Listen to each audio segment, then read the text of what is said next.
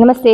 ಗೃಹ ಪ್ರವೇಶದ ಇದು ಲಾಸ್ಟ್ ವಿಡಿಯೋ ಅಂತ ಹೇಳ್ಬೋದು. ಇವಾಗ ತಗೊಂಡೋಗಿರೋದನ್ನೆಲ್ಲ ಮತ್ತೆ ತಂದಿದ್ದೀನಿ ವಾಪಸ್ಸು. ಇದನ್ನೆಲ್ಲ ವಾಶ್ ಮಾಡಿ ಅಮ್ಮನ ಪಾತ್ರೆಗಳು ಯಾವ್ದಾದಿದೆ ಅದನ್ನೆಲ್ಲ ತಗೊಂಡೋಗಿ, ಇದೆಲ್ಲ ಬ್ಲಾಂಕೆಟ್ ಅಲ್ಲ ಅಮ್ಮ ಅವ್ರದ್ದೇನೆ, ಅದನ್ನೆಲ್ಲ ವಾಶ್ ಮಾಡಿ ತಗೊಂಡೋಗಿ ಕೊಡಬೇಕು. ಪೂಜೆ ಸಾಮಾನೆಲ್ಲ ನಾನು ಈ ತರ ತಂದಿದ್ದೀನಿ. ಇದು ಮರದಲ್ಲಿ ಕಿತ್ಕೊಂಡ್ಬಂದಿರೋ, ಯಾವುದೇ ರೀತಿ ಕೆಮಿಕಲ್ ಏನೂ ಹಾಕಿಲ್ಲ. ಇದರಲ್ಲಿ ಮಾಜಾ ಮಾಡೋಣ ಅಂತ ಅಂದ್ಬಿಟ್ಟು ಈ ತರ ಕಾಯಿ ಮತ್ತೆ ಹಣ್ಣು ಎರಡನ್ನೂ ಸೇರಿಸಿ ಮಾಜಾ ಮಾಡಿದ್ರೆ ತುಂಬಾನೇ ಚೆನ್ನಾಗಿರುತ್ತೆ.